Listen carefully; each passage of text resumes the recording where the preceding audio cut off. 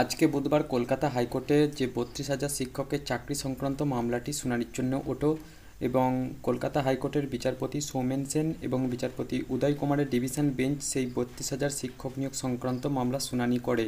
সেখানে মোট ৪১টি মামলাকে যুক্ত করে সেই মামলা শুনানি করা হয় এবং ৩২,০০০ প্রাথমিক শিক্ষক শিক্ষিকাদের মামলাটি কলকাতা হাইকোর্টের ডিভিশন বেঞ্চে ওঠার পর ১৮ই ডিসেম্বরের মধ্যে সমস্ত নোটস জমা করার নির্দেশ দেওয়া হয়।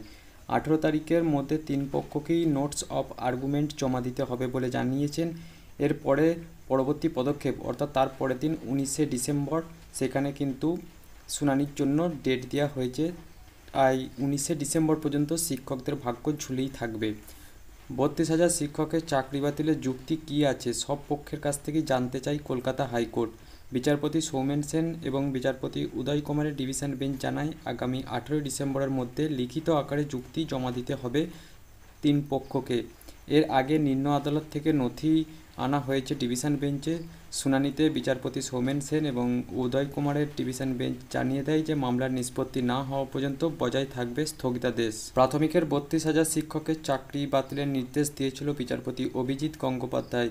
বিচারপতি আরও জানায় যে ৩ মাসের মধ্যে প্রাথমিক শিক্ষা পর্ষদকে সেই শূন্য পদে যথাযথ প্রক্রিয়া মেনে কিন্তু নিয়োগ প্রক্রিয়া সম্পন্ন করতে হবে। যদিও সুপ্রিম কোর্টে সেই নির্দেশের ওপর স্থগিতাদেশ দিয়ে মামলা পাঠিয়ে দেওয়া হয় কলকাতা হাইকোর্টের নতুন বেঞ্চে। তাই এখন ১৮ই ডিসেম্বর দেখার আছে যে কী হয় সেই সমস্ত মামলাটির যে তিন পক্ষর আর্গুমেন্ট জমা হয় কিনা এবং আর্গুমেন্টগুলি কী কী রয়েছে এবং তারপরে অর্থাৎ ২৯শে ডিসেম্বর কিন্তু সেই নিয়ে ফয়সালা হতে চলেছে।